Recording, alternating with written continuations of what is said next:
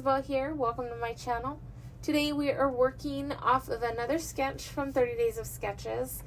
This is sketch number 5, and the artist is McCants. She designed it for a spoonful of scraps. And Adam over at Dottie About Flair has provided a prompt of a white background if you wanted to follow. Now, I'm going to be honest. This one kind of threw me for a loop. I don't know if it's the florals or if it's because of the simplicity of it. However, I wasn't sure what I was going to do with it, and it took some thinking. But I decided that I was going to scrap this Halloween picture of me and my husband. I cut it into a 4x4, but I'm going to tell you right now, she designed it for spoonful of scraps, so I'm assuming I was supposed to use scraps. But what I did, you guys, I created too many options. I kind of wanted to go around the sunflowers. I found these at Hobby Lobby, and then I wanted to definitely see if I could use this. But the colors, if I'm going off of my photo like I usually do, I'm going to stick around this. And then I thought maybe I could bring in the red, and then he's wearing, it's a gray and blue plaid. So I pulled everything that spoke to me, and I think I made my choices too broad. So I'm gonna go ahead and figure out what I'm gonna do, or what papers I'm gonna use, and I will be back. Okay, so I decided to get rid of all the yellows and blues. I'm gonna stick more to the orange and browns from the sunflower, and I chose the main paper to be this orange, almost like a greetings paper. It just has a bunch of fall phrases on it. It came from the Colors of Autumn Recollections paper pad. And then I'm going to do the strips. I'm going to still focus on trying to stay true to the sketch. The only thing is I wanted to use the same papers that are going down the center on the back of my photo. And when I tucked the strips under the photo, it was just blending in too much. And then when I tried to change the papers, I didn't really like it. So I think that's what my problem was. I was limiting myself to what the sketch looked like. And that's the thing, you guys. We don't have to follow the sketch to a T. We can just pull things off of it that inspire us. I'm still going to keep the strips. I'm just going to kind of line them around the photo. And I really love how this came out. Even though I struggled a little bit with it, in the end, it came out okay. Or better than okay, actually. But my strips, I cut the first 1.5 inch, 1 inch, 1.5, and then the last two, I cut down to 2 inches each. And then on the layout, there is 3 flowers that she uses for clusters. I'm going to use sunflowers. I'm still going to be with flowers. And I'm going to do 2 in each area that she has them in. So same exact areas. And then the leaves that are on my flowers are going to kind of point in the same direction her leaves go.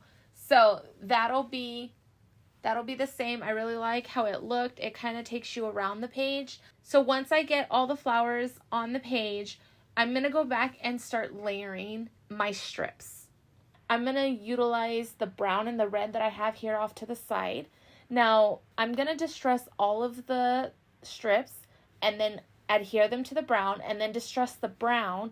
Now, I was going to cut like 1/4 inch around when I cut the brown for the border. And then I realized if I was going to distress it, it didn't have to be an exact measurement. So I just hand cut it around. I eyeballed it. But I did do an exact measurement when I adhered those 2 strips down to the red. So these strips are each going to have, they're going to start with 2 borders. But then I'm going to come in later with another strip on top and bottom of each each strip. And glitter it up a little bit. Because I like glitter. I like stars. And if they're on my layout, it makes me happy. So I'm going to go ahead and adhere all of them. I'm not going to distress the red one. I'm going to get all of these done off camera. And you guys can see the little bit of a design I put together. So now that they're all done, I'm going to put the sunflowers down where I think that they look good. I'm also going to add fun foam to the picture just to help it pop, because I want to make the photo highlighted on the page. If it's sticking up, then your eyes are going to draw to it a little bit better. Not only that, but the clusters create a visual triangle that takes you all the way around the page. This is just gonna help me focus more so it doesn't all seem flat.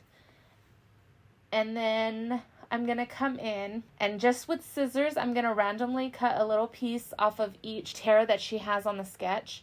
And then I'm going to bring my distresser tool and then just distress it. I'm going to roughly, I'm not going to like make it too rough distress, but just enough to notice that it's distressed or folded in or ripped off.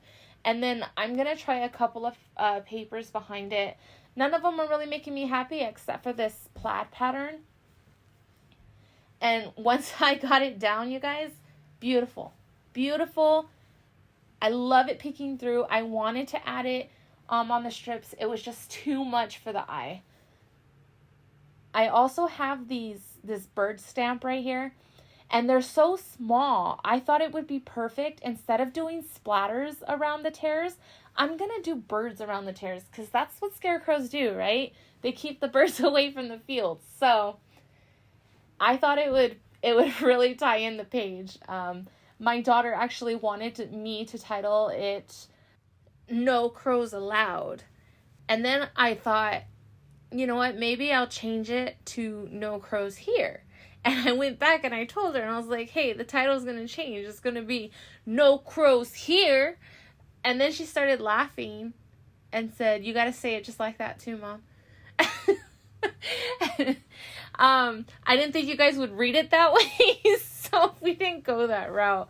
I ended up changing my title to Getting in the Spirit, because this picture, when we snapped this picture together, me and my husband, I had just finished doing his makeup and we were getting ready for a Halloween party.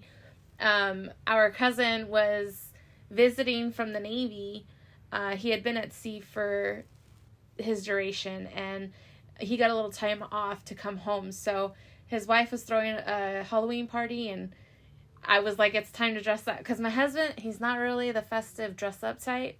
But sometimes when there's a party going on and there's, you know, adult beverages, then he's willing to go and get dressed up. I wanted to turn him into a clown, but he wouldn't let me. Anyways, back to the layout. So I was sitting there looking at the page and I found my washi tape, you guys. Well, I didn't find it. I thought of using my washi tape. I haven't used it in a while on any of my layouts. And I had this like sparkly brown and sparkly orange washi tape. Now, I used the orange one, and you guys, there's nothing more satisfying than being able to use the complete roll. So I ran to my husband and I was like, look, don't say I don't use my stuff. I finally finished my washi tape.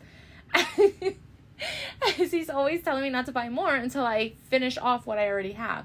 So, check. I get to go buy more washi tape now. I also had this idea. So I wanted to use this twine. And because I wanted to make it look like straw. And I had this idea of doing it under the photo. I just got some tape, put it on some paper, let the tape be sticking out.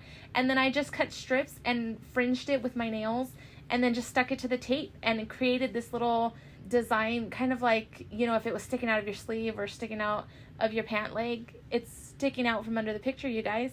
And I really love how that looked. So I went with it.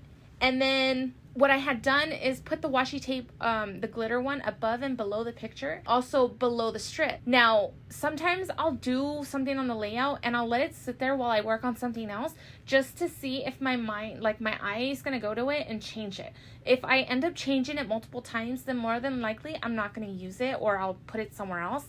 But I didn't. And so because I still liked it when I was done doing the fringe, I decided to go ahead off camera and put the washi tape on top and bottom of all the strips, and then it's also on top of the photo. Can't see it here, but you'll be able to see it when I take the close-ups. Now I pull out some alpha stickers, and like I said, we're gonna go with Getting in the Spirit because this is when we were getting ready. I can't wait to do the other ones, you guys. I'm gonna do the partner page. I'm thinking I don't know if there's a sketch from 30 Days that I could use for it. But, I mean, when I get there, it'll be on here, you guys. You guys will get to see the partner page. But I get that done in the same area that's on the sketch. And then I pull in these sequins.